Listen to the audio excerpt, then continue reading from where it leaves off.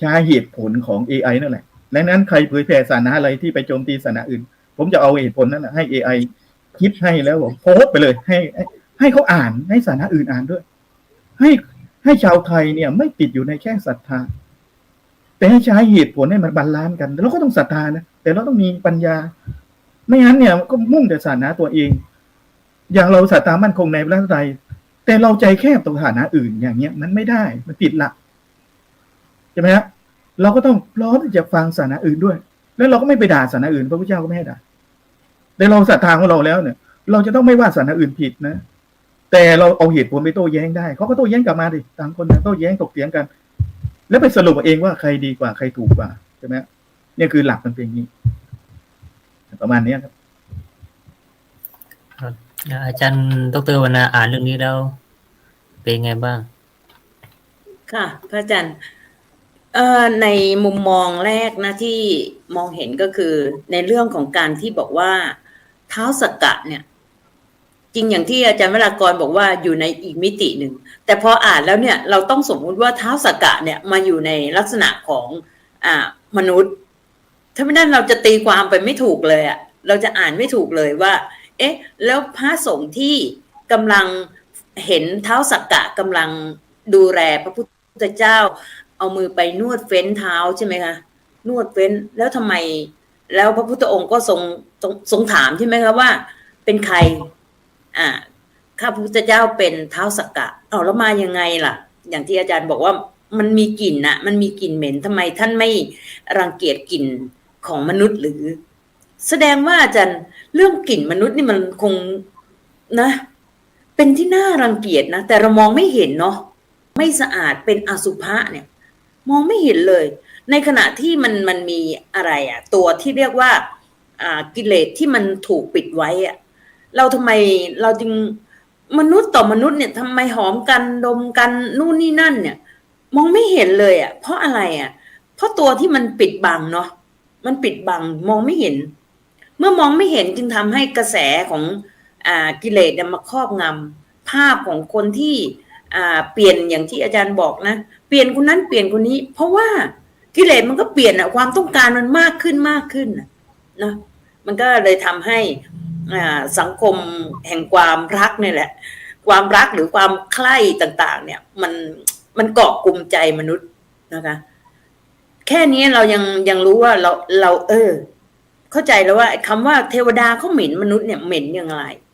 นะคะแต่มนุษย์เราที่จะไปเห็นอย่างนั้นมันยาก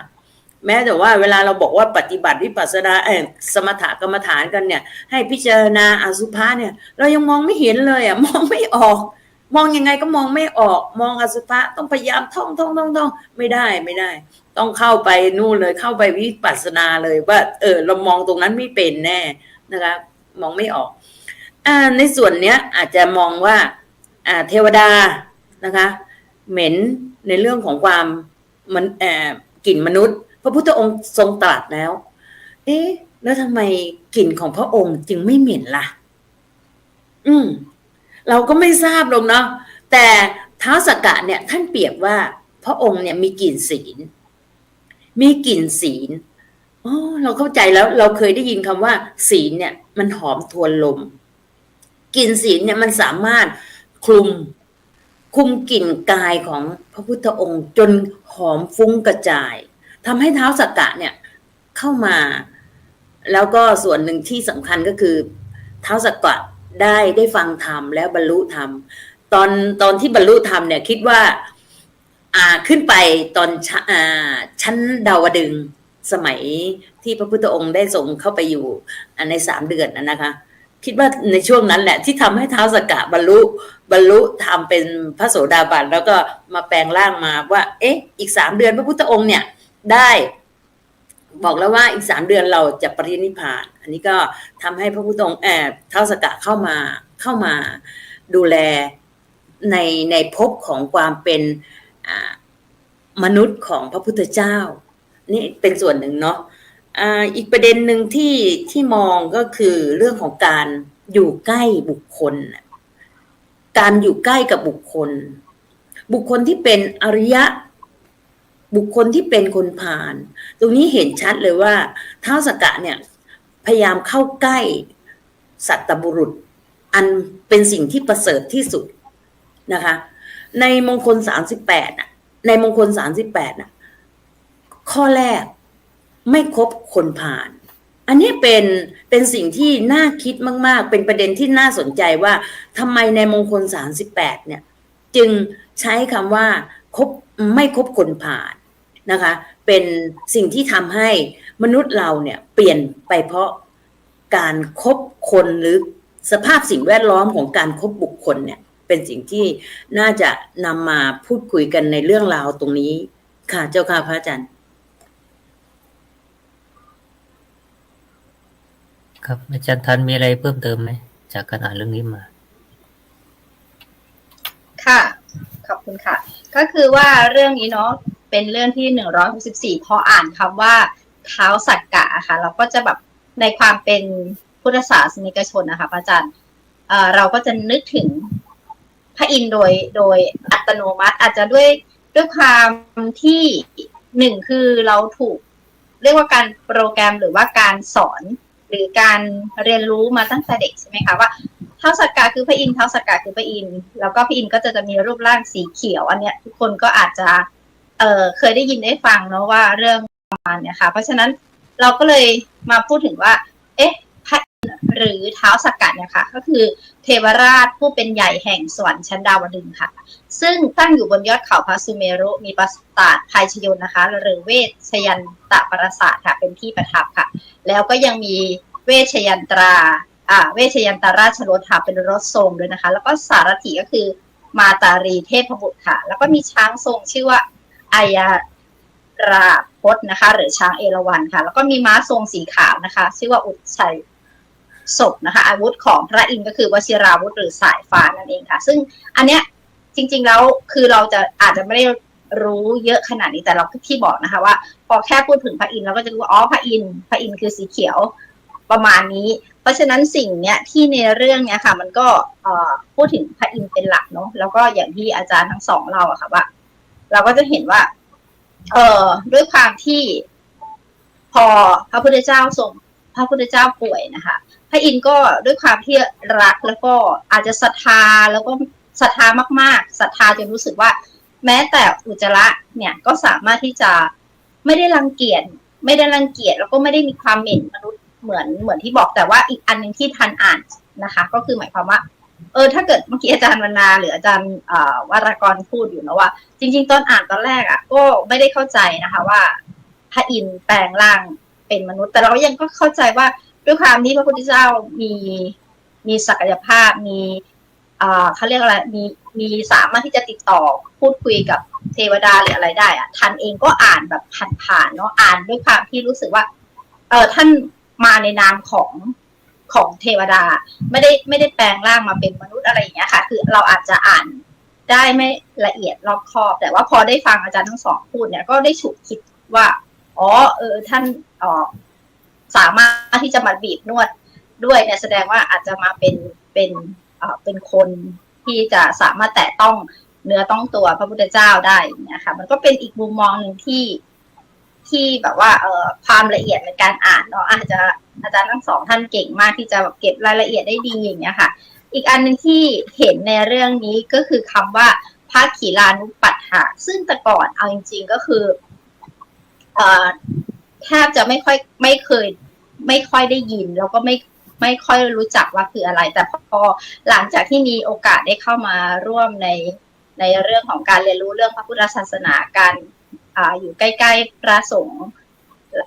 ที่เป็นทั้งพระสหายแล้วก็ครูบาอาจารย์ที่มากขึ้นนะคะแล้วก็ได้ยินคำเนี้ยซ้ำๆได้ยินคำนี้บ่อยขึ้นแล้วก็ได้เห็นถึงการอบรมต่างๆที่มีการจัดอบรมสำหรับพระสงฆ์เนาะเพราะฉะนั้นก็เลยคำว่าพระขีลานุปัฏฐะเนี่ยค่ะหรือพระอาสาสมัครส่งเสริมสุขภาพตำบลประจำวัดเป็นผู้ที่มีบทบาทนะคะด้านการสาธารณสุขของพระพุทธศาสนาไทยค่ะโดยมีหน้าที่สำคัญในการดูแลและส่งเสริมสุขภาพตนเองพระอุปชาอาจารย์และสหธรรมที่เอื้อต่อพระธรรมวินัยค่ะช่วยทำให้พระสงฆ์หมู่ใหญ่มีสุขภาพที่แข็งแรงสามารถประกอบศาสนกิจตามแนวทางแห่งพระพุทธศาสนาได้อันนี้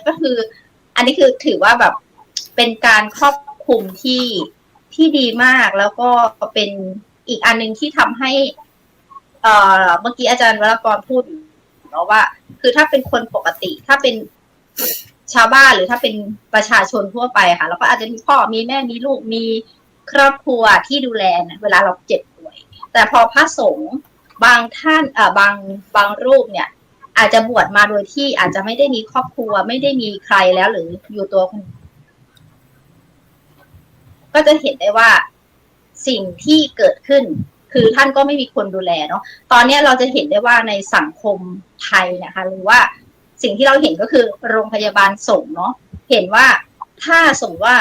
พระสงฆ์ป่วยเราก็จะสำหรับประชาชนทั่วไปเราก็จะเข้าใจได้ว่าอ๋อถ้าพระสงฆ์ป่วยก็คือไปเข้าวัดเข้าโรงพยาบาลสงฆ์ที่กรุงเทพแต่ว่าพอมันมีเรื่องของพระกิรันปัฏฐานมานะคะตอนนี้มันกลายเป็นว่าทุกๆวัดมีการอบรมมีการส่งพระสงฆ์เข้าไปอบรมแล้วก็ดูแล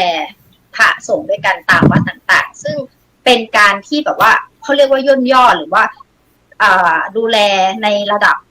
หน่วยปฐมภูมิเนาะคือเห็นก่อนดูแลก่อนถ้าหนักจริงๆก็ถึงจะส่งไปโรงพยาบาลหรือโรงพยาบาลสงฆ์ต่างๆเนี่ยอันนี้คือตามความคิดที่ทันได้รู้สึกได้สัมผัสนะคะแต่ว่าเดี๋ยวอาจจะต้องให้พระอาจารย์ได้อธิบายเรื่องของเวลาที่พระสงฆ์ป่วยจริงๆว่ามันเกิดอะไรขั้นตอนยังไงจริงๆแต่ในภาพรวมที่เรามองเห็นจากภายนอกเราก็เห็นว่าอ๋อโอเคมันเป็นจุดเริ่มต้นในการดูแลพระเนี่ยส่งในวัดเนาะหรือว่าการเจ็บป่วยลักษณะเหมือนกับพยาบาลประจำวัดเนี่ยค่ะแล้วก็เห็นถึงการได้ร่วมเห็นถึงการได้มีการจัดอบรมอาจจะทุกปีซึ่งถือว่าเป็นสิ่งที่พัฒนาแล้วคนที่แล้วพระสงฆ์ที่ไปอบรมอะค่ะก็จะมีความรู้ความสามารถในการที่จะให้ความรู้ด้านการพยาบาลได้ดีนะคะอันเนี้ยรู้สึกว่ามันเป็นอีกมุมมองหนึ่งหรือว่าเป็นอีกสิ่งหนึ่งที่เราได้เห็นถึงศักยภาพของพระสงฆ์ไทยว่าจริงๆแล้วนอกจากจะเก่งในเรื่องของสอนธรรมะแล้วก็ยังเก่งในเรื่องของการดูแลสุขภาพด้วยแล้วพอดีเมื่อกี้นึกไปถึงสมัยก่อนเนาะเราอาจจะพระอาจารย์คงหรือว่าอาจารย์วรรณาจารย์วรกรคงเคยได้ยินคือได้ยินอยู่แล้วแหละสุขศาลาใช่ไหมคะสมัยก่อนที่เหมือนกับว่าสมัยก่อนก็คือวัดเนี่ยเป็นทุกอย่างเป็นศูนย์รวมทุกอย่างของการศึกษาเราก็เรียนโรงเรียนวัดเนาะโรงเรียนวัดมีเจ็บป่วยมีตายก็คือเข้าวัดพอป่วยอะค่ะคนก็เขาเรียกว่าไปเหมือนไปสุขศาลาสมัยก่อนมันเหมือนถ้าดูตามภาพหรือว่าดูตามแบบละครหรือหนังเนี่ยค่ะเราก็จะเห็นว่าคำว่าสุขศาลาในสมัยก่อนอะเหมือนเป็นภาพที่เป็นศาลาแล้วก็อยู่ริมน้ำอันนี้คือที่เราแบบเคยเห็นในหนังนะคะเราก็เลยคือเขาอาจจะทำเป็นเหมือนศาลาอย่างเงี้ยค่ะเราก็เลยเป็นศาลาที่อยู่ริมน้ำแล้วก็เป็นการดูแลรักษาผู้คนที่ป่วยไข้หรือว่าผู้ไข้เนาะสมัยก่อนที่เขาเรียกกันในหนังทองเอกอะไรเงี้ยค่ะมันก็ได้เห็นถึงความเขาเรียกอะไรค่ะวัดที่เรียกว่ามีความเกี่ยวเนื่องมีความสัมพันธ์ที่ดีเหมือนบวรก็คือวัดบ้านวัดโรงเรียนในสมัยปัจจุบันเนาะแต่ว่าสมัยโบราณเนี่ยท่านมองว่าวัดอะคือทุกสิ่งทุกอย่างเลยวัดคือความภาคภูมิใจวัดคือความสุขวัดคือศูนย์กลางแห่งความสัมพันธ์รอบด้านอย่างเงี้ยค่ะมันรู้สึกว่ามันมีความสุขในการที่จะแบบทุกคนไปทำสาธารณประโยชน์หรือทำกิจวัตรประจำวันที่วัดอย่างเงี้ยค่ะอันเนี้ยเราก็ได้มองเห็นถึงสิ่งต่างๆเหล่านี้ซึ่งเรื่องนี้หลายเรื่องพระเท้าสักกะเนี่ยค่ะแล้วก็พอพระพุทธเจ้าป่วยเนี่ยเรียกว่าคือก็ทนดูไม่ได้เนาะเพราะว่าอาพาธลงพระโลหิตซึ่งสมัยนี้เขาอาจจะเรียกว่าการติดเชื้อในกระแสเลือดหรืออะไรหลายอย่างนะคะที่เกิดขึ้นแต่ว่าด้วยความรักของเท้าสักกะอย่างที่บอกว่าด้วยความเทิดทูนท่านก็แบบว่ามาดูแลแล้วก็แม้แต่พระพุทธเจ้าเองค่ะท่านจะบอกว่าข้าแต่ผู้เจริญคือข้ามีผ่านที่ดูแลแล้วมีภิกษุผู้กีฬานุปัฏฐานของเรานี่แต่เท้าสักกะก็บอกว่าไม่เป็นไรคือยังไงก็รู้สึกว่าอยากจะมาช่วยที่จะ ดูแลพระพุทธเจ้าเราเห็นถึงน้ำใจเราเห็นถึงความรักความศรัทธาในสิ่งที่ท้าวสักกะมีต่อพระพุทธเจ้ามากๆเลยค่ะก็เดี๋ยวเราจะมาดูกันว่ามันมีเรื่องอื่นหรือมีสาระอื่นๆที่น่าสนใจอีกกับอาจารย์ท่านอื่นๆค่ะขอบคุณค่ะอาจารย์ ครับถือว่าเรื่องท้าวสักกะนี่น่าสนใจนะหลายๆเรื่องหนึ่งในนั้นคือการเข้าหาบัณฑิตแล้วก็คุณธรรมของผู้มีศีลอยู่ที่ไหนก็มีแสงในตัวเองนะ มีแสงสว่างในตัวเองแล้วก็สุดท้ายประเด็นหนึ่งน่าสนใจที่อาจารย์ทั้งหลายตั้งข้อสังเกตก็คือว่ากีฬานุปัฏฐานใช่ไหม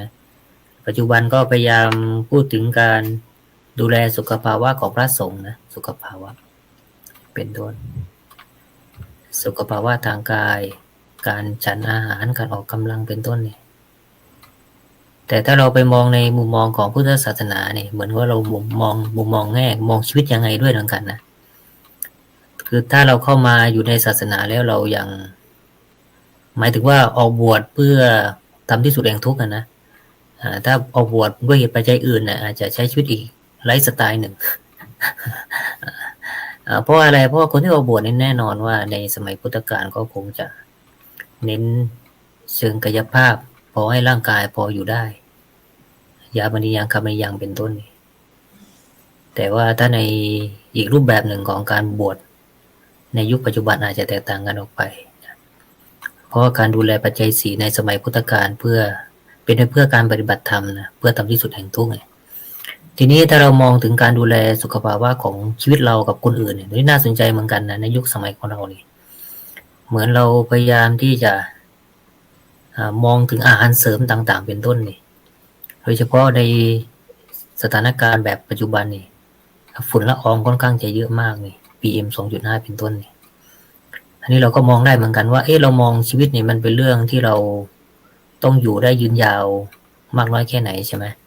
แล้วก็บางคนก็ไม่ได้ประสงค์ที่จะอยู่ยืนยาวนะบางคนก็พยายามที่จะปลดชีวิตเองก็มีฆ่าตัวเองตายก็มีเป็นต้นนี่อันนี้บางทีแง่มุมหนึ่งน่าสนใจคือว่าการมองชีวิตในมุมของพุทธศาสนานี่หรือว่าการใช้ชีวิตของพระสงฆ์กับชาวบ้านนี่แน่นอนว่าเกื้อกูลกันอยู่แล้วล่ะแต่ว่าปัจจุบันอาจจะแตกต่างจากวิถีสมัยก่อนมากทีนี้อาจจะชวนคุยประเด็นนี้ก่อนเลยกันว่าอาจารย์วรกรมุมมองของการดูแล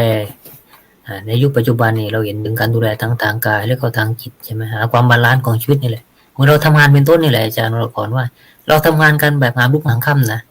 7 วันไม่พอนะบางคนนี่24 ชั่วโมงไม่พอนะเราหากันโอ้เยอะแยะมากเลยหากันเต็มตู้เต็มบัญชีธนาคารเป็นต้น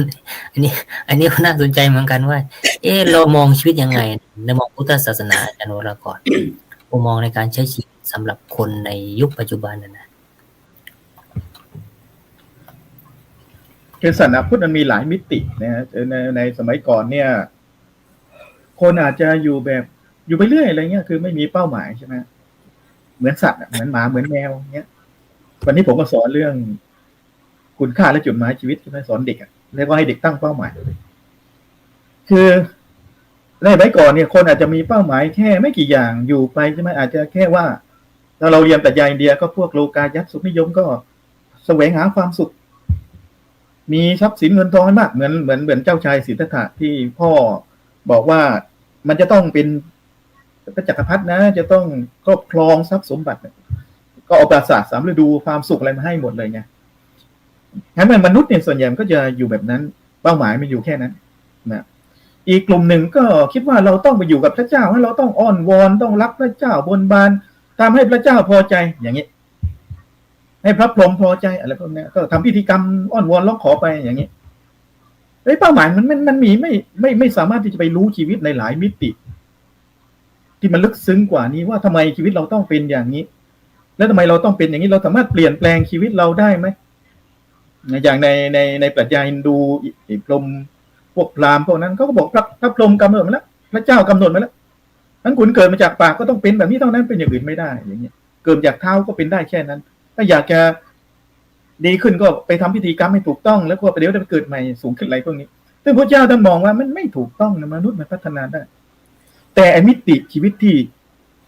มันลึกกว่านั้นเช่นพระท้าวสักกะเทวดาเปรตอสุรกายสัตว์นรก เดรัจฉานพรหมอย่างนี้มันไม่สามารถมีใครมาบอกให้เห็นชัดเจนได้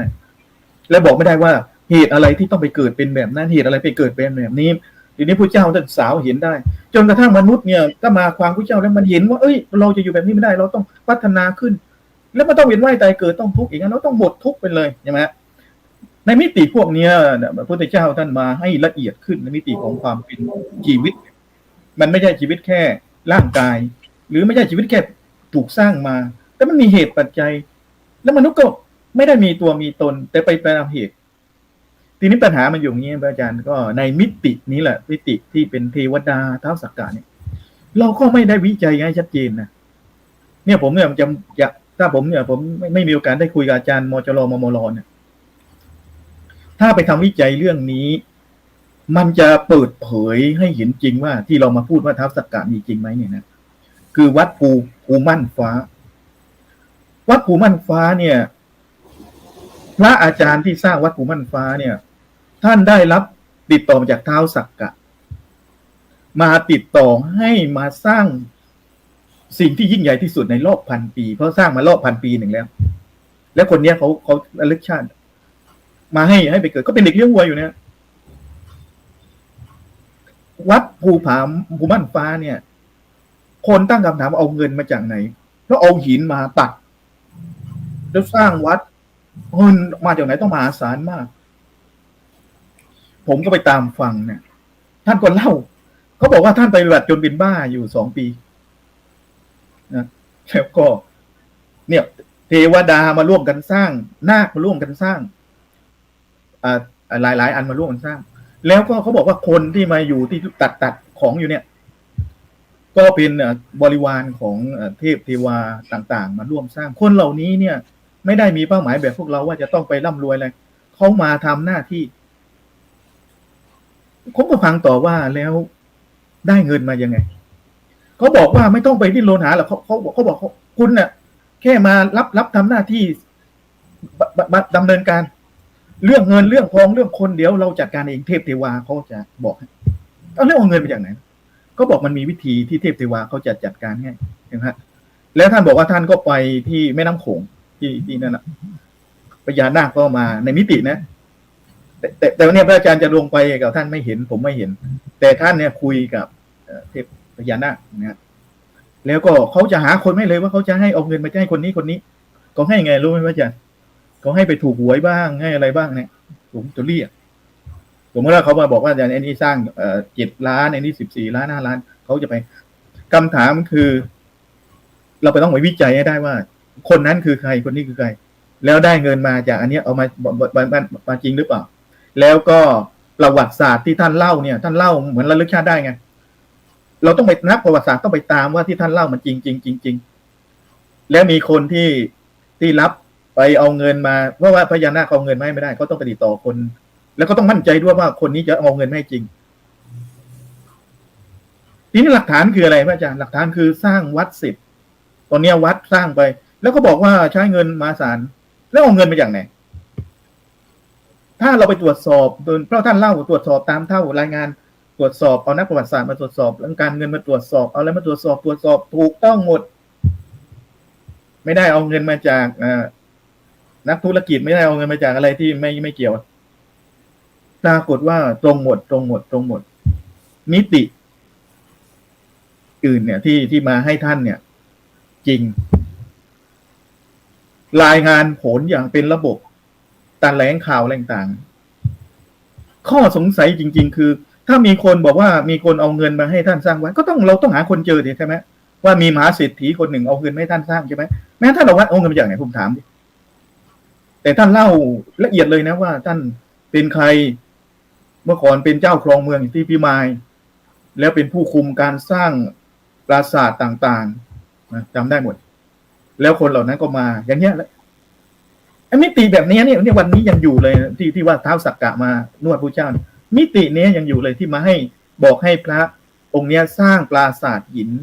ให้ปรากฏแก่โลกอีกครั้งหนึ่งเพราะความรู้มันหายไปแล้ว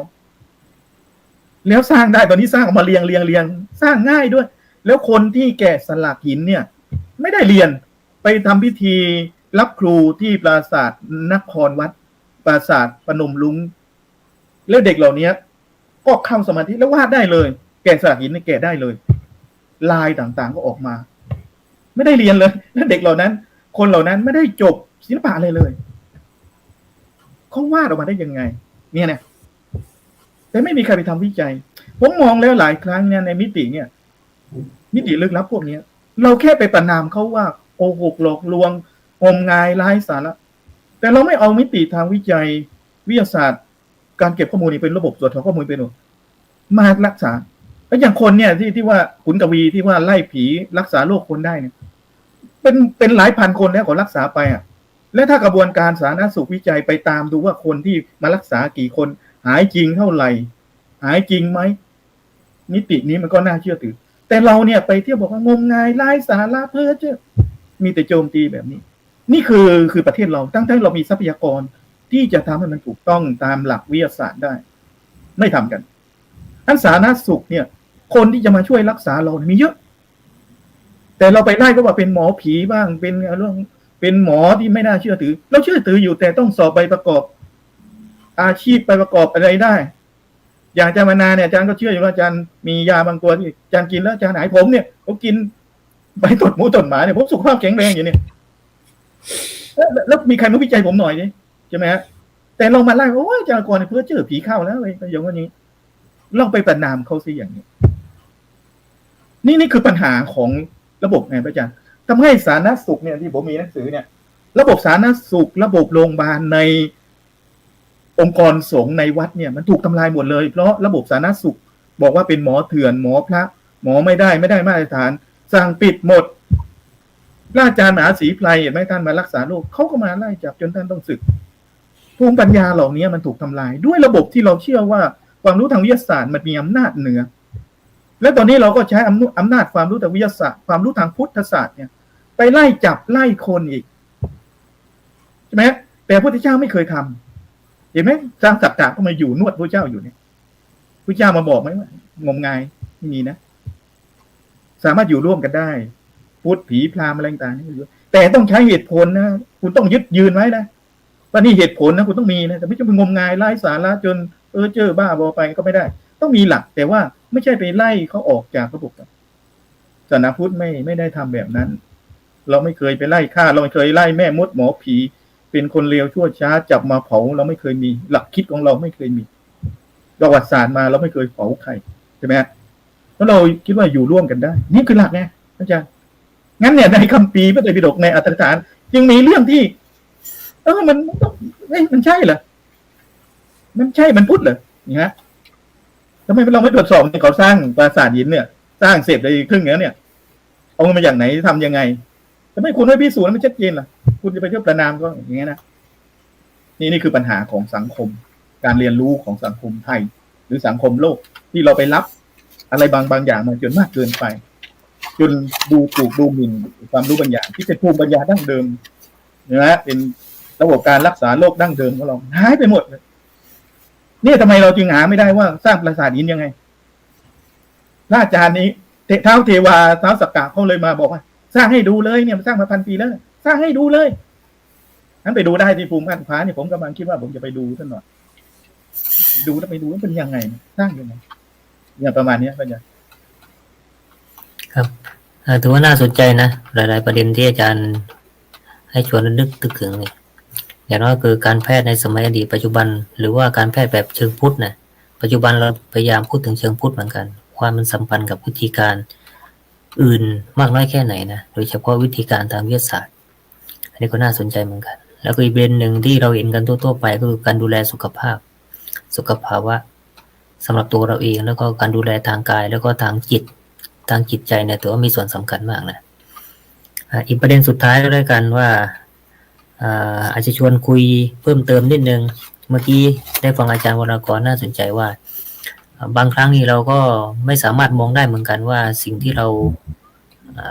รักษาหรือว่าเราให้คำแนะนำว่าจะเกิดผลหรือไม่เกิดผลนะเพราะอะไรมันไม่ให้ผลแบบสากลนะเพราะอะไรมันเกิดได้เฉพาะบุคคลนะอันนี้น่าสนใจเหมือนกันอาจารย์วรรณามีอะไรเพิ่มเติมไหมจริงพอพูดเรื่องของแพทย์ทางเลือกอะนะมันเป็นสิ่งที่ เออจะบอกว่ามันเฉพาะบุคคลเนี่ย มันก็ไม่น่าจะ เพียงแต่ว่าคุณไ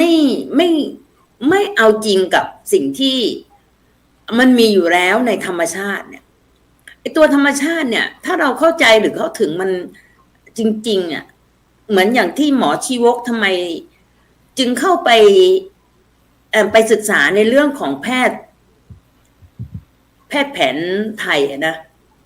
และเอาสิ่งต่างๆเหล่านี้มาดูแลเนี่ย ดูแลจักรพรรดิดูแลกษัตริย์ในกรุงสาวัตถีดูแลพระพุทธองค์ด้วยเรื่องของสมุนไพรทั้งสิ้นตรงนี้มันมีสรรพคุณอย่างชัดเจนแต่ว่ามันมีข้อขัดแย้งในเรื่องของปัจจุบันเนี่ยประจันความขัดแย้งในเรื่องของผลประโยชน์เนี่ยมันจึงทำให้แพทย์แผนไทยหรือแพทย์ทางเลือกเนี่ยไม่สามารถจะก้าวไปถึงได้เนี่ยมา2 วันเนี่ยอาจารย์โอ้โหแบบเราก็รู้อยู่ฝุ่นใช่ไหมคะ PM อะไรของเขาเนี่ยพอเราออกไปข้างนอกเนี่ยเราก็ว่าเราปอดแข็งแรงนะอาจารย์ปอดแข็งแรงแต่พอกลับมานอนประมาณสัก2 ทุ่มนอนประมาณ2 ทุ่มมันบาดคออาจารย์คำว่าบาดคอเนี่ยแสดงว่าเราสังเกตร่างกายเราอยู่แล้วใช่ไหมคะว่าถ้ามันมีอะไรปกติเนี่ยเราจะรู้ทันทีก่อนนั้นมันจะมีไอแปลกๆแล้วมีบาดคอมันเหมือนกับโควิดหรือเปล่าพอ2 ทุ่มอาจารย์พอเราเริ่มมีอาการอย่างเงี้ยเราตะไคร้เนี่ยใบมะกรูดที่เรามีอยู่เนี่ยอาจารย์วันนาลุกขึ้นจากที่นอนที่เราเตรียมจะนอนพักผ่อนเนี่ยนะเฮ้ยเพราะวันนั้นปกติไม่ได้นอน2 ทุ่มหรอกแต่ว่าเรารู้สึกเพลียๆก็ไปต้มเลยอาจารย์ไอ้ตะไคร้เรามีอยู่เนาะตะไคร้ใบมะกรูดแช่ตู้ไว้เนี่ยขิงข่าหอมกระเทียมทำเลยลมเลยอาจารย์จากที่เราเคยรู้อยู่แล้วว่าเราจะต้องใช้วิธีแบบนี้เท่านั้นน่ะที่จะทำให้เราเนี่ยไม่ต้องไปทานยาแล้วไม่ต้องเจ็บ3-4 วันน่ะแล้วมันหายรุ่งขึ้นเช้าเนี่ยยังมีเรารู้ว่าอาการมันยังรุนแรงอยู่แต่มันรุ่งขึ้นเช้าประมาณสักสายๆบ่ายๆวันนั้นก็ทำต่อเนื่องแล้วมันหายวันนั้นไม่ต้องทานยานะอันนี้มันเป็นสิ่งที่เราเชื่อมั่นแล้วเราเชื่อว่ามันหายแล้วเราก็ทำจริงนะไม่ใช่ว่าเชื่อว่าหายแต่คุณไม่ได้ทำนะคะอันนี้จึงบอกว่าสมุนไพรเนี่ยมันทำให้เราไม่ต้องไปทานยาปฏิชีวนะมากมายแล้วจริงๆจะมีพระอาจารย์อยู่รูปหนึ่งที่อยู่ทางใต้นะคะท่านจะออก TikTok อยู่ตลอดเวลาเลยว่าให้ใช้สมุนไพรแบบนี้รักษาแต่ละโรควันนั้นเป็นคนที่เชื่อแบบนี้อยู่แล้วเพราะอย่างขั้นแรกเลยแรกเลยเนี่ยใบฮาวานงอกนะอาจารย์โอ้เมื่อก่อนนี้เป็นคนที่3 วัน7 วันเจ็บคอ3 วัน7 วันเจ็บคอต้องเคี้ยวใบฮาวานงอกจริงๆมันก็เรื่องเล่าเนี่ยมันก็แล้วเราก็หายจากฮาวานงอกนี่แหละเรื่องของการเจ็บคอแล้วหายจริงๆหายไข้หายอะไรแล้วปัจจุบันเนี่ยเวลาเนี่ยอย่างป่วย2 วันเนี่ยไม่ได้ป่วยถึงขนาดป่วยนะเพราะว่าเรารีบใช้พวกสูตรดมเนี่ยมันได้ผลมากอยากให้ผู้ฟังได้อะไรเนี่ยลองมุ่งมั่นเนี่ยแล้วเราทำให้ไตของเราไม่เสื่อมไม่อะไรด้วยมันยังปัจจุบันเนี้ยเราจะเห็นได้ว่าแพทย์แผนไทยหรือแพทย์ทางเลือกเราเนี่ยไม่สามารถที่จะมาถึงแม้ว่าบางส่วนอาจจะได้อย่างน้ำประเชงเนี่ยถูกแบนถูกว่าไปเลยแต่ถามว่าที่บ้านวนาเนี่ยมันน่าใช้เลยนะไม่ว่าจะเป็นฤทธิ์สีดวงทวารฤทธิ์สีดวงจมูกหูลั่นหรืออะไรเงี้ยอายุขนาดเนี้ยอาจารย์มันต้องมีอยู่แล้วแต่ว่าวิธีการแก้เนี่ยเราแก้ด้วยวิธีของมหาบำบัดบ้างยาสมุนไพรทั้งนั้นอาจารย์นะคะมันจึงทำให้เรารู้สึกว่าเราสุขภาพดีแล้วเราก็ใช้วิธีการของปู่ชุยเวลาเราไปอบรมก็จะพูดอย่างเงี้ยแล้วเราก็จะส่งคลิปไปเรื่อยๆทำเถอะอะไรอย่างนี้นะคะก็เลยมองว่าเรื่องของคิลานิปัจจัยนะคะเรื่องของการดูแลตั้งแต่สมัยพุทธกาลนะคะก็ดูแลด้วยแพทย์แผนไทยนี่แหละแต่ว่าในยุคปัจจุบันเนี่ยมันมีเรื่องของพาณิชย์ขึ้นมาพอมีเรื่องพาณิชย์ขึ้นมาเนี่ยอาจารย์โอ้เดี๋ยวคนนั้นก็เป็นไตเดี๋ยวคนนี้ก็เป็นมะเร็งเดี๋ยวคนนี้ก็เป็นไตเดี๋ยวคนนี้ก็เป็นมะเร็งแล้วมันน่าหวาดหวั่นไหมล่ะมันน่าหวาดหวั่นมากเมื่อวานไปงานศพนั้นเป็นครูยอแซฟแล้วก็มาสอนอยู่ที่มหามกุฏนะคะแล้วเมื่อ4 ปีที่แล้วก็ตรวจพบว่าเป็นมะเร็งนะคะก็ดูแลจนในที่สุด จนในที่สุดหมอที่ศิริราชบอกว่าคุณจะอยู่ได้อีกประมาณ1 เดือนเท่านั้นอยู่ได้แค่1 เดือนเขาก็เลยตัดสินใจกลับมาแพทย์ทางเลือกนะคะเขามาอยู่ได้ปีกว่าอาจารย์มาอยู่ได้ปีกว่านะคะไปเสียเวลารักษาตั้ง4 ปีอ่ะกับทางนู้นอ่ะที่ถึงน่าจะ4 ปีแล้วก็มารักษาด้วยแพทย์ทางเลือกก็อยู่ได้ตั้งนานได้มีโอกาสได้สั่งสมได้มีโอกาสได้เจริญสติแล้วเขาก็อยู่ในสายของมหามกุฏด้วยนะคะก็เลยทำให้เมื่อวานไปงานศพก็รู้สึกยินดีกับเขาที่เขาอายุ67เรื่องตรงเนี้ยนะคะก็อยากจะฝากเนาะฝากบอกถามว่า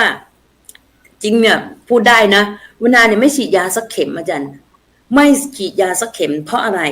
มั่นคงมากอาจารย์มั่นคงไม่หวั่นไหวจริงๆอย่างที่อาจารย์พูดไม่ใช่ว่าไม่หวั่นไหวเฉพ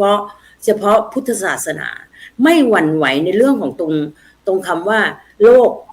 โควิดเนี่ยมันมีความรู้สึกว่ามันไม่ใช่ถ้าปอดเราไม่แข็งแรงเนี่ยแล้ววิธีการเนี่ยมันมีวิธีการอยู่แล้วนะคะถ้ามันมาจริงๆเราใช้สมุนไพรถ้ามันมาจริงๆเราใช้สมุนไพรแต่อย่างที่อาจารย์บอกว่าถ้ามันอยู่ในช่วงของสังคมมันกำลังโจมตีเนาะมันบีบให้เราต้องเข้าไปอยู่ในองค์กรแล้วต้องเข้าไม่ได้ไปไม่ได้ข้ามถิ่นไม่ได้ตอนนั้นมนาใช้วิธีการยังไงอาจารย์วรากรจันพันธ์ไม่ให้ไปก็ไม่ไปไม่ให้ข้ามก็ไม่ไปใช้วิธีอย่างนี้นะบางทีเนี่ยเราบางทีรู้สึกเราไม่มีเสรีภาพเนาะชีวิตเนี่ยไม่มีเสรีภาพเราถูกบังคับทุกอย่างอ่ะเพราะฉะนั้นอยู่เฉยๆไหมใช่อยู่เฉยๆดีไหมนั่นก็คือสิ่งที่เรากำลังให้โอกาสกับชีวิตเรานะคะอาจารย์พระอาจารย์เจ้าค่ะครับอาจารย์ทันมีอะไรเพิ่มเติมไหมค่ะขอบคุณค่ะพระอาจารย์ก็จริงๆวันนี้ดีใจมากเลยนะคะอาจารย์วรากรมีครูบิ่มมาฟังด้วยนะคะวันนี้ครูบิ่มนรารัตน์ดร.นรารัตน์เข้ามาร่วมฟังกับเราด้วยเนาะเป็นอีกคนหนึ่งที่ถือว่าเป็นหัวหน้าทีมงานที่หายไปนานเนี่ยค่ะเห็นดูกำลังชมอยู่ในรายการเนี่ยค่ะต้องสวัสดีอาจารย์ครูบิ่มด้วยนะคะเดี๋ยวต้องเข้ามาร่วมกับพวกเราแล้วนะคะครูบิ่มก็ที่จะพูดถึงค่ะพระอาจารย์ต่อเนื่องไปเรื่องของสุขภาพเนาะเรียกว่าสุขภาพแบบองค์รวมหรือว่าแพทย์วิถีธรรมในสิ่งที่อีกอันนึงที่น่าสนใจก็คือทันเองอย่างที่เคยเล่านะคะว่ามีโอกาสได้เข้าร่วมอบรมเรื่องยา9 เม็ดกับคุณหมอเขียวใจเพชรกล้าจนเนาะแล้วก็เป็นแพทย์ทางเลือกอีกทางนึงที่น่าสนใจค่ะแล้วพอวันนี้ได้คุยกันเรื่องการดูแลสุขภาพเนี่ยทำให้นึกถึงหลักการสอนของแพทย์วิถีธรรมเนาะว่ากลไกการเกิดการหายของโรคอะค่ะคือวิบากร้ายจะสังเคราะห์กับภาวะร้อนเย็นไม่สมดุลนะคะทำให้เกิดโรคต่างๆค่ะส่วนวิบากดีอะค่ะจะสังเคราะห์กับภาวะสมดุลร้อนเย็นค่ะทำให้โรคต่างๆค่ะลดลงและร่างกายแข็งแรงขึ้นค่ะดังนั้นการรักษาตามหลักของการใช้แพทย์วิถีธรรมค่ะจึงใช้วิธีแก้ที่ต้นเหตุค่ะคือด้วยการปรับสมดุลร้อนเย็นกายใจโดยเขาเรียกว่าการใช้เทคนิคยา9 เม็ดหรือ9 ข้อนะคะคืออย่างที่บอกว่าข้อที่1เลยค่ะก็คือเรื่องของการรับประทานอาหารค่ะสมุนไพรปรับสมดุลร้อนเย็นค่ะซึ่งอันเนี้ยพอเรารู้ว่าเราร้อนร่างกายเราร้อนเกินไปเราก็อาจจะใช้ยะนางใบยะนางมาคั้นค่ะแล้วก็ดื่มอันเนี้ยเป็นแบบเทคนิคง่ายๆหรือว่าสมุนไพรง่ายๆที่คุณหมอเขียวใช้แล้วก็นำมาสอนเนาะหรือถ้าร่างกายเราเย็นเกินไปก็อาจจะใช้ยาไม่ใช่ค่ะสมุนไพรฤทธิ์ร้อนเช่นขิงอย่างเงี้ยค่ะมาดื่มมันก็ทำให้ร่างกายของเราปรับสมดุลได้ดีค่ะพอยาเม็ดที่2นะคะก็เรื่องของการกัวซาค่ะหรือการขูดหรือการขูดพิษหรือการขูดลมค่ะซึ่งจะมีเทคนิคมีวิธีการสอนที่จะทำให้การ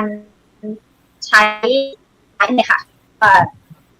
เขาเรียกว่ากัวซาเนาะคือทำให้มันรีดพิษออกไปค่ะอันนี้ก็เป็น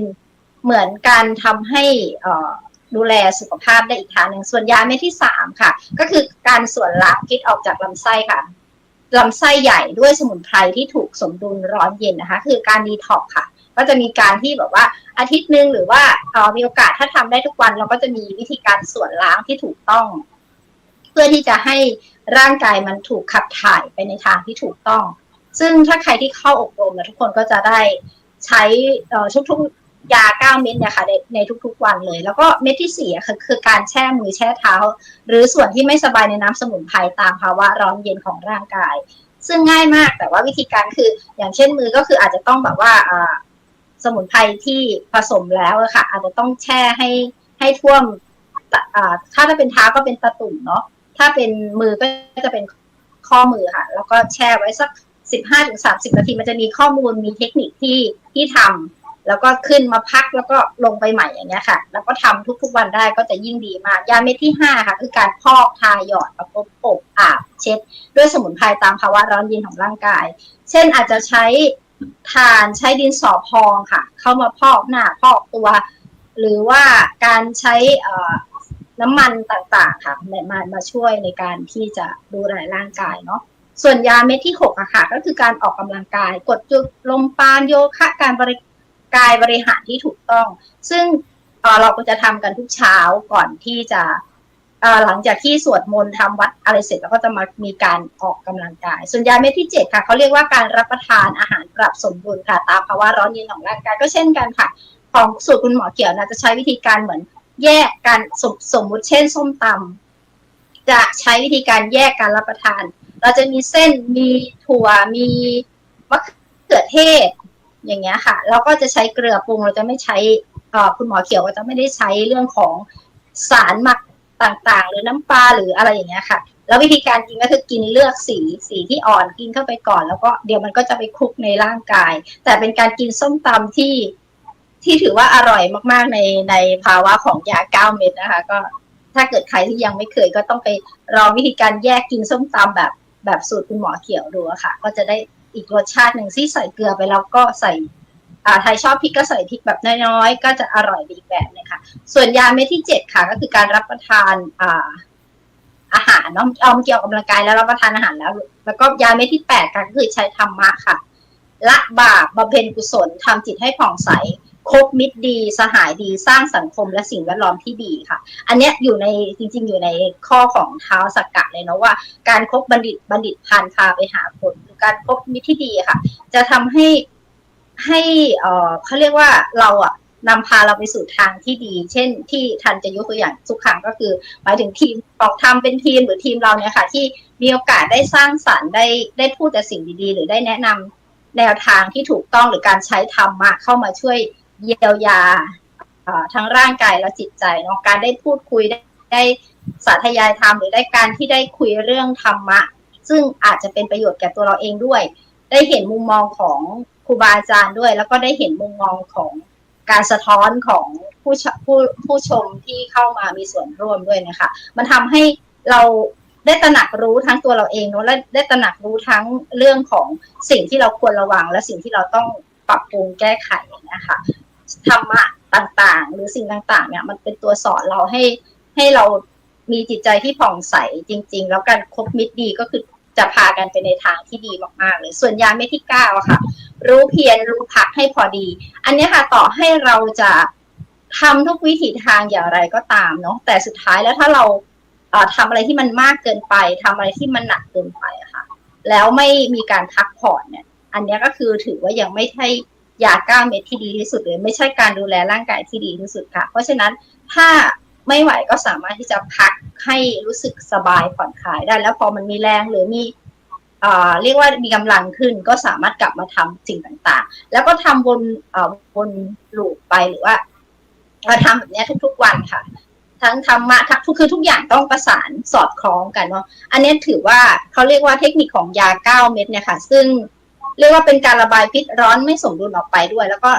ใส่สิ่งที่สมดุลร้อนเย็นเข้าไปค่ะเพื่อให้เซลล์ทุกส่วนถูกซ่อมสร้างให้แข็งแรงตามหลักสมดุลร้อนเย็นแล้วก็ทำให้เซลล์ทุกเซลล์ค่ะทำงานตามปกติแล้วก็เกิดการขจัดโรคแล้วก็การไม่สบายต่างๆค่ะทำให้แก้ไขธรรมชาติของตามกลไกของธรรมชาติที่ชีวิตที่มีอยู่นะคะเมื่อระบายออกไปแล้วค่ะก็จะไม่มีพิษตกค้างในร่างกายแล้วก็ตัวทันเองมีโอกาสที่จะได้ไปอยู่กับมีโอกาสที่ได้รู้จักกับ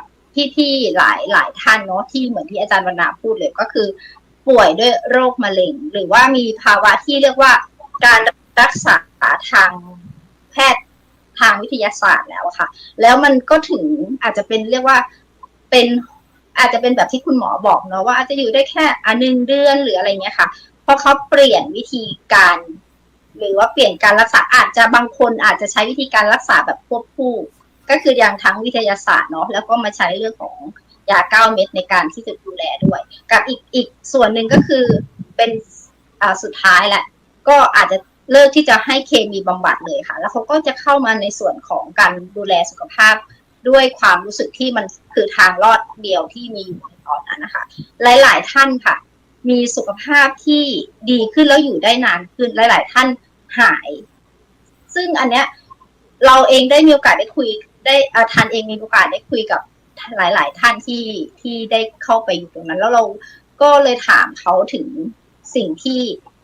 เกิดขึ้นเนาะเขาก็เหมือนกับว่ามันก็มีกระบวนการอย่างที่บอกค่ะว่าในการดูแลสุขภาพด้วยอีกกระบวนการนึงก็คือจิตใจค่ะยังมองเห็นว่าการที่เรารู้สึกว่าเราผ่อนคลายเราจิตใจดีเราไม่คิดอะไรแล้วมันไม่ต้องคิดถึงเรื่องเงินเรื่องทรัพย์เรื่องอะไรแล้วค่ะสุดท้ายแล้วเนี่ยค่ะมันก็ทำให้ร่างกายของเราอะค่ะมันดีขึ้นแล้วก็เกิดสภาวะที่สมดุลในร่างกายขึ้นทำให้เขาสุขภาพดีขึ้นหรือกลับมามีอายุที่ยืนมีอายุที่ยาวขึ้นมากกว่าที่คุณหมอทางวิทยาศาสตร์บอกแต่ว่าก็ไม่ได้หมายความว่าถ้าเกิดใครที่ไม่ได้เชื่อท่านก็ยังสามารถที่จะดูแลรักษาด้วยการทั้ง2แบบผสมผสานไปด้วยได้นะคะแต่ว่าอันนี้ก็คือหมายถึงว่าเป็นสิ่งที่เราท่านเองเนี่ยมีโอกาสได้เข้าไปศึกษาไม่ใช่เข้าไปศึกษาเข้าไปเรียนเข้าไปอยู่ปฏิบัติกับสิ่งนี้จริงๆแล้วเราก็เห็นว่าอย่างที่เคยเล่าให้ฟังนะว่าตอนไปเนี่ยค่ะคือใส่กางเกงได้ดีมากพอไปครบ9 วันนะคะแล้วก็กินวันละมื้อนะคะคือกลับมากางเกงหลวมมากก็คือลดไปประมาณ5 กิโลใน9 วันโดยที่ใช้หลักของสุขภาพแบบที่เรียกว่าดีอะค่ะเรียกว่าครบองค์เนาะก็อันนี้เกิดเป็นสิ่งหนึ่งที่กำลังคุยกันในเรื่องที่เห็นว่าเรื่องนี้มันมีส่วนเกี่ยวข้องแล้วก็มันน่าสนใจในการที่จะดูแลรักษาสุขภาพในแบบที่ควรที่ดีอันหนึ่งที่แนะนำแล้วก็น่าสนใจสำหรับในยุคนี้ด้วยอะค่ะขอบคุณค่ะถือว่าน่าสนใจนะเรามีกลุ่มคนที่ดูแลสุขภาพหลายๆกลุ่มเหมือนกันนะอันนี้ก็น่าสนใจทีนี้พอพระสงฆ์มาทำหน้าที่การดูแลสุขภาวะในยุคปัจจุบันสำหรับพระสงฆ์เองนะเมื่อก่อนเราไปโรงพยาบาลหมอผู้หญิงถามว่าจับได้ไหมปัจจุบันก็ไม่ต้องถามแล้วนะเพราะว่าดูแลพระสงฆ์ก็ดูแลพระภิกษุสามเณรก็ไม่น่ากังวลทีนี้อาจจะอีกชวนคุยประเด็นแล้วกันเมื่อกี้ฟังอาจารย์ธานพูดก็หลายเรื่องน่าสนใจนะว่าเราให้การให้ยาเนี่ยก็มีผลการให้ยาบางคนก็กินยาเป็นกอบเป็นกำเลยบางคนก็ไม่กินนะถ้าเราไปถามคนเฒ่าคนแก่ที่บ้านเขาไม่กินยาเป็นกอบเป็นกำนะไปโรงพยาบาลให้มาเขาก็ไม่กิน ให้ยาแต่บางคนก็อยู่ที่การพูดการจาก็เรื่องสำคัญนะก็คือยาที่เป็นยาที่ประยุงจิตใจผู้คนเนี่ยน่าสนใจเหมือนกันว่าบางทีคำพูดคำจาที่ดีนะสามารถปลุกปลอบคนจากร่างกายที่ไม่มีเรี่ยวไม่มีแรงไม่เอาอะไรแล้วนะสามารถประยุงคนออกมาได้เหมือนกันแน่นอนว่าพอเราไปสถานพยาบาลระหว่างรัฐกับเอกชนก็ย่อมต่างกันอยู่แล้วนะถ้าอาจารย์วรกรไปเราก็จะเห็นใช่ไหมอันนี้ก็เป็นเรื่องปกติแต่ประเด็นหนึ่งน่าสนใจนะว่าเราใช้ชีวิตของเราอย่างไงเนี่ยเราก็ได้รับผลอย่างนั้นเนี่ยฝรั่งบอกว่าอะไรนะ you are what you eat ใช่ไหมเราเสพเราคุ้นเคยอยู่กับใครเราก็มีอัธยาศัยโน้มไปอย่างนั้นเนี่ยวันหนึ่งเราเสพอะไรเราอ่านอะไรเราคุ้นเคยอะไรเราฟังอะไรใช่ไหมเราดื่มเรากินเราหลับเรานอนเวลากี่ทุ่มกันนี่อันนี้มันเกี่ยวข้องกันทั้งหมดนะสุขภาวะทางกายก็จิตใจเนี่ยแต่พอเราไปอ่านเรื่องราวพุทธประวัติใช่ไหมอาจารย์วรกรพระเจ้านอน4เศรษฐีนอน6ยาจกนอน8ใช่ไหมตรงนี้แหละมันเกี่ยวโยงกับไลฟ์สไตล์ในอดีตกับปัจจุบันมากน้อยแค่ไหนใช่ไหมความเชื่อกับวิธีการทางวิทยาศาสตร์อันนี้ก็น่าสนใจเหมือนกันแต่ประเด็นเรื่องของท้าวสักกะก็น่าสนใจว่าท้าวสักกะก็เข้าหาพระพุทธเจ้าด้วยความศรัทธาด้วยความเริ่มใสส่วนหนึ่งก็คือการมีกัลยาณมิตรแล้วก็การเสพการคุ้นเคยในช่วงสุดท้ายอาจารย์วรกรจะฝากอะไรไว้แล้วก็สรุปก่อนปิดคำคืนนี้ คือเรื่องนี้เนี่ยมันเป็นเรื่องอยู่ในวรรคสุขใช่ไหมความสุขมันจะเกิดมาจากอะไรอย่างนี้นะในนี้ก็เลยบอกว่าความสุขของเราเนี่ยมาจากการที่เราได้คบคนที่เป็นกัลยาณมิตรคบปราชญ์ถ้าเราไปคบพาลเนี่ยมันก็จะพบแต่ความทุกข์อันนี้ก็จริงนะทีนี้คำว่าปราชญ์เนี่ยมันไม่ได้อยู่เฉพาะในพุทธศาสนานะปราชญ์เนี่ยมันมีอยู่ทั่วไปปราชญ์ที่เป็นชาวบ้านในมหาลัยอยู่ศาสนาอื่นก็มีนะปราชญ์เนี่ยมีเยอะไปหมดแล้วถ้าเราไปคุยเนี่ยมันจะได้ปัญญาเนี่ยอย่างเนี่ยอันนี้ผมเพิ่งซื้อมาชื่อรามธาตุรามธาตุนี้เขาไปอยู่ที่อเมริกานะเป็นอินเดียแล้วก็มีคนมาคุยกับท่านนี่เยอะปรากฏว่ามันตรงอันนี้ผมอ่านแล้วรามธาตุเนี่ยกำหนดวันลงอายุสังขารได้เขารู้วันตายเขาเนี่ยมันก็ยืนยันกับตรงกับพระพุทธเจ้ากำหนดวันตายลงอายุสังขารได้นี่รามธาตุนี่ชื่อเป็นฝรั่งอยู่กับเขาแล้วก็มาคุยแล้วมาเขียนหนังสืออันนี้เป็นฝรั่งหมดเลยรามธาตุเนี่ยแล้วก็เขาบอกว่าก็การได้คุยกับรามธาตุนี่แหละทำให้เขาได้เข้าใจโลกแล้วก็มีชีวิตที่ดีขึ้นแล้วก็ได้เปลี่ยนแปลงอันนี้ก็เดินทางกลับไปด้วยกันก็คือการเตรียมพร้อมที่จะไปสู่ความตายทีนี้ประเด็นของฝรั่งก็คือเขาไม่ได้พูดเรื่องความตายมากเขาบอกความตายอย่าไปพูดมันเป็นสิ่งที่ไม่ดีไม่ควรคุยกันในขณะที่ศาสนาพุทธพระเจ้าบอกให้ระลึกถึงความตายทุกขณะจิตอันนี้เราตายทุกลมหายใจอันนี้ก็เป็นหนังสือของลามะซองจากำยังเคียนเซอันนี้เป็นพระลามะของมหายานเทรวะวัชรยานของปูตานดังมากอันนี้ระดับโลกเลยนะท่านเขียนหนังสือหลายเล่มนี่ผมซื้อมาท่านสอนฝรั่งเรื่องเนี่ยทีนี้ท่านก็สอนเรื่องเนี่ยพุทธประวัติเนี่ยท่านก็มาพูดเช่นว่าพุทธเจ้าไปเห็นคนแก่คนเจ็บคนตายแล้วเราจะจัดการกับชีวิตที่เราต้องตายยังไงเราต้องหนีความตายไม่พ้นใช่ไหมแล้วเราจะอยู่กับความตายอย่างไรเนี่ยทีนี้ก็ในนี้ก็บอกว่าจงหัดเรียนรู้ที่จะมีความสุขและขอบคุณชีวิตแทนที่จะมัวกังวลกับเรื่องที่คุณไม่สามารถควบคุมได้เพราะเป็นอนิจจังเราควบคุมอะไรไม่ได้นะเราจะตายเราก็คุมไม่ได้เมื่อถึงวันตายแต่สิ่งที่เราควบคุมได้คือควบคุมจิตของเราให้มันอยู่กับความตายอย่างสงบอยู่กับความป่วยไข้ได้อย่างสงบอยู่กับความแก่ซึ่งมันเป็นธรรมชาติที่ต้องเป็นเนี่ยคือสิ่งที่พระเจ้าสอนทีนี้ถ้าเราได้กัลยาณมิตรเนี่ยที่ดีเราก็จะมีที่พึ่งทางจิตใจที่มั่นคงใช่ไหมล่ะแต่ถ้าเราอยู่กับพาลนะเราทุกข์ขึ้นมาเนี่ยก็มันยิ่งตายเร็วทุกข์ทรมานเนี่ยนั้นครูเนี่ยถ้าเป็นกัลยาณมิตรก็ช่วยเด็กได้เยอะนะคือเด็กได้เลยเด็กบางคนเนี่ยเขาเลยมาขอบคุณท้าวสักกะเนี่ยท่านกำลังจะตายเนี่ยท่านกำลังจะหมดอายุจะไม่ได้เป็นท้าวสักกะแล้วเนี่ยถึงวัยชราแล้วใช่ไหมได้พบพระพุทธเจ้าพระเจ้าเทศให้ฟังเขาได้บรรลุโสดาบันแกกลับเป็นหนุ่มเป็นท้าวสักกะต่อนะยาวแกถึงรักพระพุทธเจ้ามากพระพุทธเจ้าป่วยท่านถึงยอมสละหมดทุกอย่างเลยบัลลังก์เกียรติยศชื่อเสียงมาทูลขี้พระพุทธเจ้าอุจจาระพระพุทธเจ้าได้อย่างนี้ที่พระสรรเสริญไงทีนี้มันก็แปลกงี้อาจารย์ผมก็จะเชื่อมนิดนึงอาจารย์โคกที่เสียไปเนี่ยแกเนี่ยมีเด็กมีอะไรนะไม่มีเงินแกจะช่วย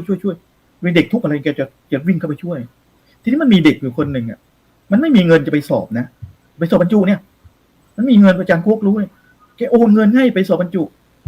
และปรากฏว่าเด็กคนนี้มันไปสอบบรรจุได้พออาจารย์โคกหายไปไม่มีใครติดต่อได้มันความสังเกตนะมันเหมือนกับพระท้าวสักกะเลยมันความสังเกตว่าอาจารย์โคกหายไปไหนไม่เคลื่อนไหวเลยตอนนั้นอาจารย์โคกสลบตายไปแล้วตอนเย็นแกตายเช้าไงไม่อาจารย์โคกทำไมไม่เคลื่อนไหวเลยมันโทรไปหาน้องของอาจารย์โคกน้องอาจารย์โคกก็เลยรีบมาที่บ้านมาเจออาจารย์โคกนอนตายเลยนะเนี่ยเด็กคนนี้แล้วเด็กคนนี้ก็เลยมาที่งานศพมันมาช่วยกวาดอะไรทุกอย่างจนเผาศพเสร็จเด็กคนอื่นไม่มาน้อยไอ้เด็กคนนี้มันมา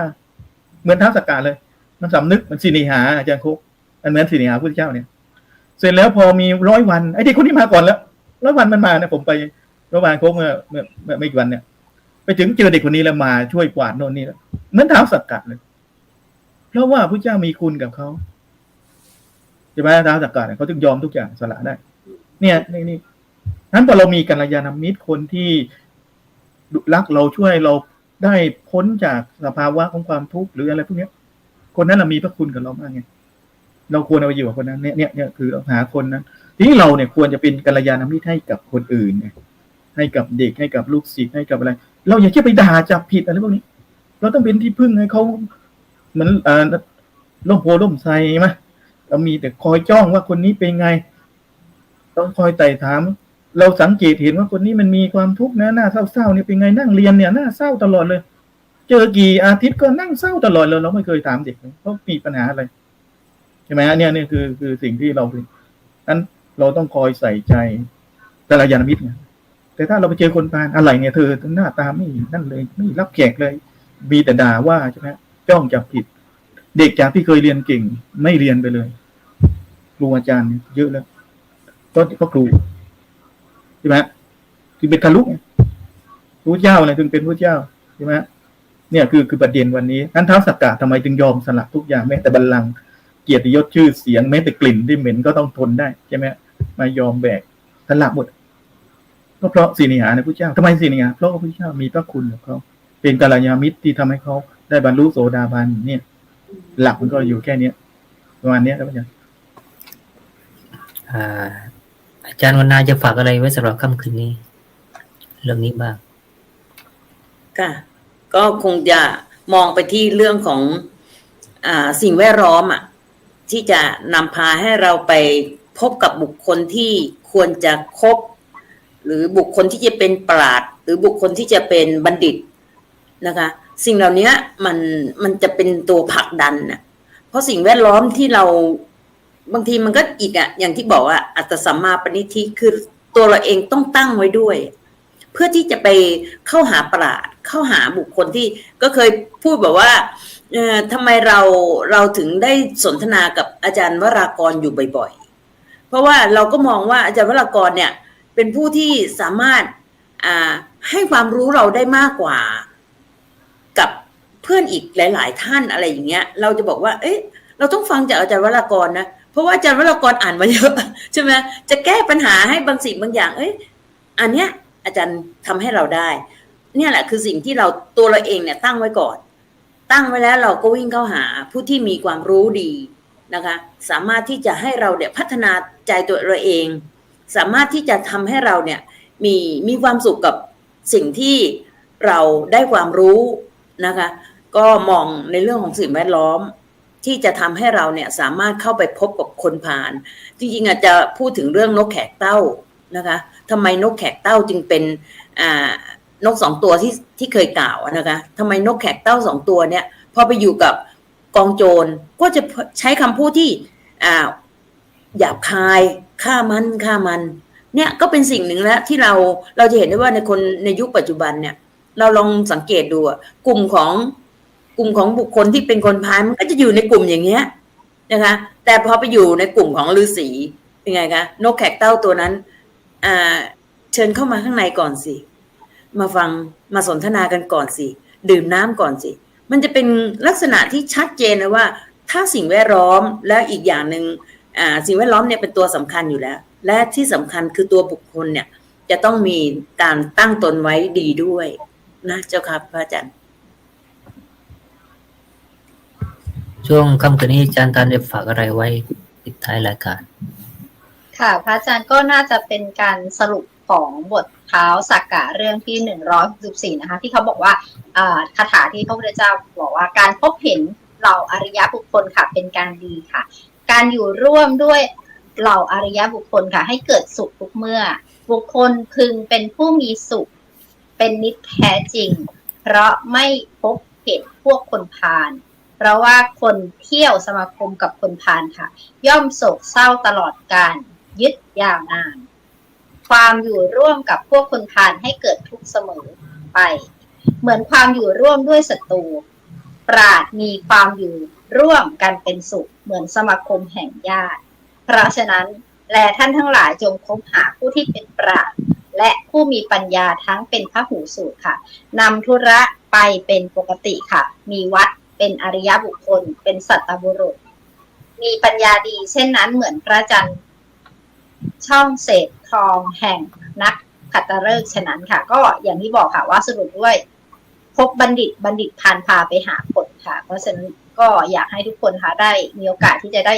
เข้ามาทำกิจกรรมหรือมาฟังกิจกรรมที่ดีกับพวกเราทุกๆกิจกรรมที่สามารถทำได้นะคะในวันนี้ค่ะขอบคุณค่ะครับธรรมะราตรีสวัสดิ์เจอกันใหม่สัปดาห์ต่อไป